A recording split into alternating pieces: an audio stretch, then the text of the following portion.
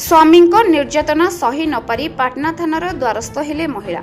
केन्दुझर जिला पाटना थाना जड़े महिला स्वामी विरुद्ध में शारीरिक और मानसिक निर्यातनार अभियोग आनी लिखित एतला देइछन्ति। अभियोगकारिणी पूर्णिमा मुंडा स्वामी माणिक मुंडा गोलकुंड ग्राम फुलफाड़ी अंचलर बासिंदा। निज अभियोगरे से कहते जे स्वामी नियमित मद्यपान करी तांको मारपीट करुथबारु से बाध्य होई मयूरभंज जिला ररुआ थाना अंतर्गत जामिती स्थिति बापघरे रहुछन्ति। महिला अभियोगरे कहते जे प्रथम गर्भधारण समय मारपीट जोगु तांकर गर्भपात होइतिला परे द्वितीय संतान जन्म परे मध्य स्वामीक निर्यातना जारी रहितिबारु से निज 1 वर्ष बयसर पुओकु नै बापघरे रही तार भरण पोषण करुथिले।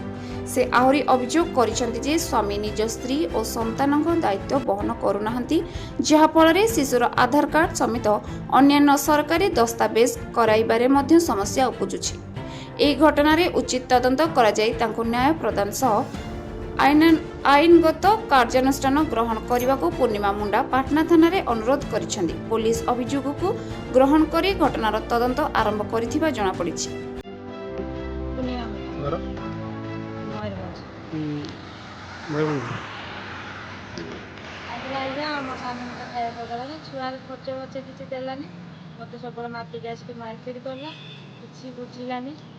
आज बाटेला से तो मैं बाप को जाऊँ मत आधार कार्ड सब दे